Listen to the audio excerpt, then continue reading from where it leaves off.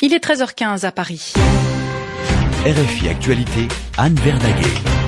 La reprise des hostilités dans la bande de Gaza. Hier, le Hamas a lancé plusieurs roquettes sur Israël en pleine trêve. Israël qui a riposté en visant notamment le chef militaire du Hamas lors d'un raid sur Gaza. Est-on face à une reprise du conflit après 8 jours de trêve? Notre invité est Julien Salingue. Bonjour. Bonjour. Vous êtes chercheur en sciences politiques, auteur de À la recherche de la Palestine, au-delà du mirage d'Oslo, aux éditions du Cygne. Est-ce qu'il faut s'attendre à une reprise des combats? Autrement dit, est-ce que la possibilité d'une trêve durable est à présent totalement enterrée? On est déjà dans la reprise, puisqu'on compte déjà pas moins de 15 morts côté palestinien depuis hier soir. Donc le moins que l'on puisse dire est que de nouveau la bande de Gaza est sous les bombes israéliennes, et que de nouveau un certain nombre de roquettes ont été tirées depuis la bande de Gaza. En même temps, c'est assez peu surprenant, puisqu'on savait que les négociations au Caire se faisaient entre deux parties qui, de toute évidence, n'ont pas les mêmes objectifs et n'ont pas les mêmes intentions.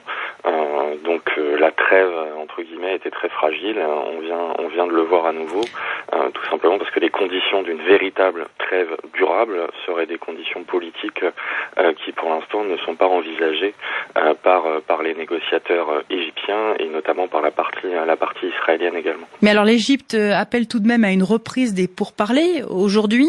Israël qui a rappelé ses négociateurs, les Palestiniens également. Vous y croyez, dans le contexte actuel, à une reprise des négociations? Des négociations, des discussions peuvent toujours avoir lieu, mais le problème, c'est quelles sont les conditions des uns et des autres. Et là, on est dans une situation très problématique, qui est que tout simplement les exigences des Palestiniens sont assez simples. C'est-à-dire, il s'agit de lever le blocus sur Gaza, ce qui passe par plusieurs choses, notamment l'extension de la zone de pêche pour les pêcheurs gazaouis, la liberté de circulation vers et depuis la bande de Gaza pour les personnes et pour les marchandises, que ce soit du côté de la frontière israélienne ou de la frontière égyptienne, la réouverture du port de Gaza et de l'aéroport de Gaza, qui sont en réalité des exigences assez basiques. On n'est pas dans le radicalisme ou le maximalisme, contrairement à ce que peuvent dire les Israéliens. C'est tout simplement ce que demandent les Nations Unies, que demandent aujourd'hui les Palestiniens. Donc ça ne va pas très loin.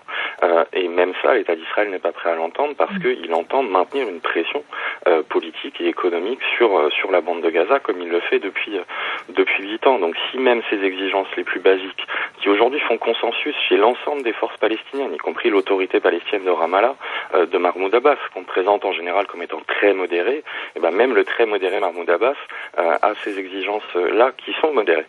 Donc si même celle-ci, l'État d'Israël n'en veut pas, on ne voit pas bien comment les choses pourraient s'améliorer. Mais pourquoi le Premier ministre israélien Benyamin Netanyahou, selon vous, s'entête dans cette voie militaire aujourd'hui? Il s'agit de poursuivre ce qui a été engagé depuis de longues années maintenant contre la bande de Gaza, c'est-à-dire de maintenir sous pression politique, économique et, quand il le faut, militaire, la population et les organisations de la bande de Gaza. La bande de Gaza, c'est un tout petit bout de terre, mais qui concentre un certain nombre de problématiques politiques qui sont essentielles quand on réfléchit à une résolution éventuelle du conflit opposant Israël aux Palestiniens. C'est-à-dire qu'à Gaza, on a plus d'1 million de réfugiés qui revendiquent le droit au retour. À Gaza, on a un certain nombre de personnes qui revendiquent tout simplement le droit de circuler et de pouvoir se déplacer, ce qui signifierait que l'État d'Israël arrête de contrôler strictement l'ensemble des frontières des territoires palestiniens. C'est valable aussi pour les frontières côté Cisjordanie. Depuis un mois, il y a plus de 1500 Palestiniens qui ont été interdits de sortie de Cisjordanie pour des raisons de sécurité, sans que l'État d'Israël n'avance aucun motif réel. Donc la bande de Gaza concentre un certain nombre de questions qui, si elles devaient être résolues, poseraient des questions qui vont bien au-delà de la seule bande de Gaza. Donc c'est ça qui permet de comprendre pourquoi l'État d'Israël entend maintenir cette pression, parce qu'il ne souhaite pas, il ne veut pas que les revendications des Gazaouis soient entendues, et par la pression politique et économique, on oblige les Gazaouis à avoir des préoccupations qui sont bien autres, c'est-à-dire la reconstruction, la survie quotidienne, et on s'éloigne des revendications politiques. Julien Salingue, on l'a vu hier, Israël a visé le chef militaire du Hamas. Est-ce que prendre le risque de décapiter le Hamas aujourd'hui, est-ce que ce n'est pas aussi prendre le risque de renforcer d'autres groupes bien plus radicaux? Israël a visé le chef militaire du Hamas et a par la même occasion tué sa femme et un de ses enfants. Je pense que c'est important de le signaler, sans le tuer lui, sans prendre à un responsable militaire du Hamas aujourd'hui, c'est bien évidemment venir provoquer encore un peu plus le Hamas pour le pousser à répondre avec une plus grande ampleur et pouvoir dire par la suite, vous voyez bien, ces gens-là, on ne peut pas discuter avec eux. C'est le principe de la prophétie autoréalisatrice qui est assez classique chez l'État d'Israël. Est-ce que ça peut renforcer d'autres groupes? Disons que le Hamas est dans une position assez délicate, c'est-à-dire que il représente pour plusieurs centaines de milliers de Palestiniens une orientation politique qui est celle de maintenir la résistance tout en essayant d'obtenir une amélioration des conditions de vie des Palestiniens.